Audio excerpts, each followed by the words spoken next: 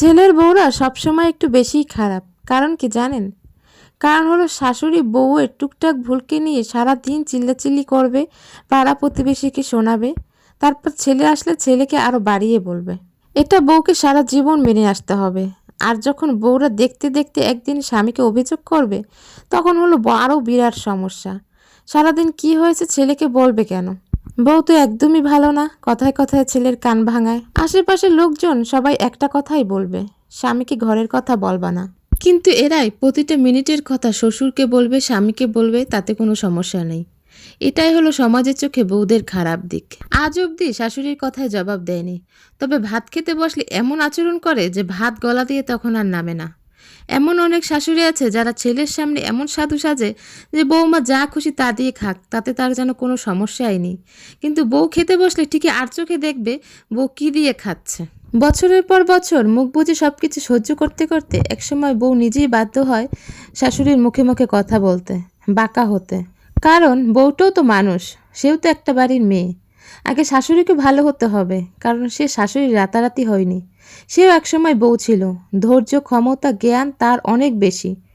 বউরা সংসার করে আসেনি, বউদের সংসার বুঝতে সময় দিতে হবে। বুঝাতে হবে আমরা তোমার প্রিয়জন, আর এটা তোমার বাড়ি। উল্টো বউকে সারাদিন কাজ করাবে আর বলবে এটা তোমার বাড়ি না, এটা করো না, ওটা করো না। তখনই বউ নিজেকে বাড়ির কাজের লোক ভাবে আর তাদের উপর বিরক্ত হয়। শাশুড়ি মারা ছেলের বউকে কোনো দিন নিজের মেয়ে মনে করে না, তারা শুধু পারে ছেলের বউদের দোষ ধরতে। এখনও এমন অনেক মেয়ে আছে যারা বিয়ের আগে আশেপাশে কারো বাড়িতে বউ শাশুড়ির অশান্তি দেখলে মনে করে বউদেরই মনে হয় দোষ। আমি বিয়ের পর শাশুড়িকে এমন ভালোবাসবো যে আমাকে মেয়ে ভাবতে বাধ্য হবে। কিন্তু বিয়ে হলো, মাসখানেক ভালোই কাটলো। আস্তে আস্তে শাশুড়ি এমন বোঝাই দিতেছে আসলে শাশুড়ি কখনো মা হয় না। সবসময় মেয়েদেরই কেন শ্বশুরবাড়িকে নিজের বাড়ি মনে করতে হবে? কেন শ্বশুরবাড়ির মানুষগুলো ছেলের বউকে নিজের মেয়ে মনে করতে পারে না? আগেই বলে নিচ্ছি, সব শ্বশুর শাশুড়ি এক না, আর সব ছেলের বউ এক না। ভালো ছেলের বউদের কপালে কখনো ভালো শ্বশুরবাড়ি জোটে না, আবার ভালো শ্বশুর শাশুড়ির কপালে ভালো ছেলের বউ জোটে না। আর যাদেরই মিলে যায় তারা দুই পক্ষই অনেক লাকি। মেয়েরা তাদের শরীর মন কোনো কিছুর কথা চিন্তা না করে এককভাবে নিজেদের পরিশ্রম দিয়ে সংসারকে নিজের করে রাখার জন্য অনেক রকম চেষ্টাই করে যায়। তারপরও কিছু থেকে কিছু হলেই শুনতে হয় এটা তোমার বাড়ি না।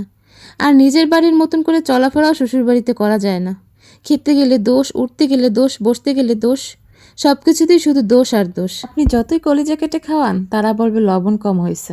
এই কথাগুলো বাংলাদেশে প্রায় 90% মেয়ের মনের কথা, শুধু তারা মুখে ফুটিয়ে তুলতে পারে না। যাই হোক, আমার রান্নাবান্নাগুলো কেমন হলো, সাথে আমার কথাগুলো কেমন হলো সেটা অবশ্যই জানাবেন। সবাই ভালো থাকবেন, সুস্থ থাকবেন, স্মৃতিস ডায়েরির পাশেই থাকবেন। ধন্যবাদ।